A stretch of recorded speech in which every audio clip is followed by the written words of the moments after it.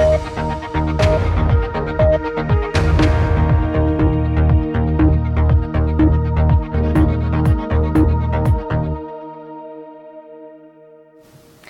هم د اقتصاد نړۍ په دې ونیزه خپرونه کې د سیمې او نړۍ په اړه بېلابېل راپورټونه او مطالب درته وړاندې کوو. درځئ لومړی پیل پر افغانستان وکړو. نن په لومړي ځل هند ته د افغانستان د ځمکنیو صادراتو لومړی کاروان د نیمروز ولایت له زرنج د ایران چابهار بندر ته وخوځېد. د څه باندې 23 باري ګاډو په دغه قطار کې 1570 ټنه مال بار دی. افغانستان، هند او ایران په 2014 کال کې د دې بندر د کارولو هوکړه لاسلیک کړه. له مخې افغانستان او هند کولی شي د چابهار بندر له لارې مواد ولیږي او راولیږي. د دې نوې سوداګریزې ټرانزیټي لارې پرانیستنې مراسمو ته چې خپله ولسمشر غني ورغلی و، وویل نننی افغانستان له سیمې سره د ځان نښلولو توان لري. امروز افغانستان از یک کشور وارد کننده افغانستان له یو واردونکي هیواده یو صادرونکي هیواد ته د بدلیدو په حال کې دی. د دې کار اغیز زموږ په ژوند کې دوامدار دی. هر څه چې له افغانستان صادریږي زموږ په میلیونونو خلک له نړۍ سره نښلوي. د نښلېدو ژبه د اقتصاد ژبه ده.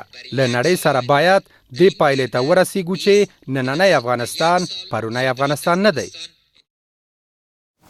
خو چابهار بندر د افغانستان لپاره څومره ګټور دی؟ پر همدې موضوع د بحث لپاره له کابل راسره د اقتصادي چارو کارپوه شعیب رحیم ملګری شوی دی. ستړی مشه رحیم صاحب، استراجې ته په خیر راغلی. د چابهار بندر د افغانستان د سوداګریزو مالونو لپاره څومره مهم دی؟ د لوی بخونکي څخه تعالی په سپیشلي نامه تاسو او قدرمنو لیدونکو ته سلامونه او درناوی. د تجارت موضوع چې کله د افغانستان پیلېږي نو هغه پیلېږي زموږ په وچه کې ایثار حیثیت نه، چې افغانستان وچه کې ایثار هیواد دی او تل زموږ دپاره د سوداګرۍ په برخه کې ستونزې رامنځته شوي دي. په دې لړ کې د هوایي دهلیزونو که د لاجورد دهلیز موضوع ده که د چابهار موضوع ده، واقعا افغانستان دپاره لارې پرانیسي تر څو نړۍ سره وصل شي. څنګه چې تاسې په راپور کې هم ویلې، نو رښتیا هم افغانستان دپاره ډېره مهمه لاسته راوړنه ده او ډېر مهم پرمختګ دی چې موږ کولی شو چې د دې لارې نه نړۍ سره وصل شو، ډېر په اسانه باندې تجارت ته ادامه ورکړو. ځینې وایي چې دغه لار به د پاکستان پر کراچۍ بندر د افغانستان تکیه کمه کړي. دغه خبر څومره حقیقت لري، څومره دقیقه ده او څومره شونې ده؟ ګور، یوه لویه ستونزه خو موږ په افغانستان کې لرو، هغه د تحقیق ده. هغه دا ده چې که موږ اوس هم د بېلابېلو دهلیزونو باندې بحث کوو، د هغه حکومتي استازي دي یا سوداګر دي چې دوی دغه موضوع شریکوي چې یا ارزانه دي یا لنډ یا بدیل په توګه، زه فکر کوم په دې برخه باندې په دې برخه کې دقیق تحلیل ته اړتیا ده او تحقیق ته اړتیا ده چې موږ بحث وکړو.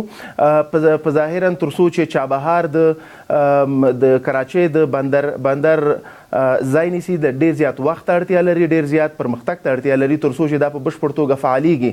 اوس هم که موږ دغه 10 موټر یا 100,000 ټنه مال لیږو او امتحاني شکل باندې یا 100,000 ټنه مال د هندوستان نه افغانستان ته راځي د چابهار له لارې، نو د دې لوی علت دا ده چې دغه امتحاني دوره ده تر څو چې دا په بشپړ تجارت دپاره مهمه دا ده چې دا فقط کله تاسې دهلیزونو موضوع بحث کوئ د هغه دپاره ته نه، دغه لار مهمه نه ده.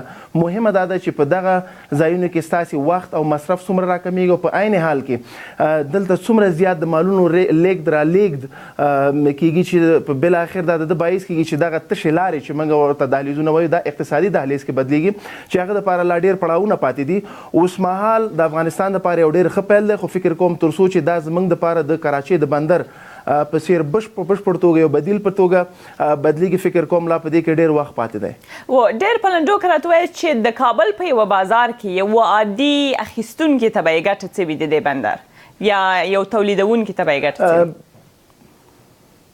تولیدونکو دپاره تر ټولو ښه فرصت دلته دا دی چې کله دوی خپل مالونه صادروي نو هغه تشویشونه چې د لارې بندېدو له کبله د پاکستان له خوا نه دوی درلودل او هغه ځورونې چې پاکستان د خوا نه کېدلې، کله چې دوی خپل مالونه د چابهار بندر د لارې نه نورې نړۍ ته استوي یا د نورې نړۍ نه اخیستونکو دپاره افغانستان کې مال واردېږي، نو دوی به هغه تشویشونه د وخت د مصارف او د ځورونې په برخه کې به موږ ته ډېره زیاته اسانتیاوې را برابرېږي. ډېره مننه. ژوندی اوسئ شعیب رحیمو د کابله. کور دې ودان د بزنس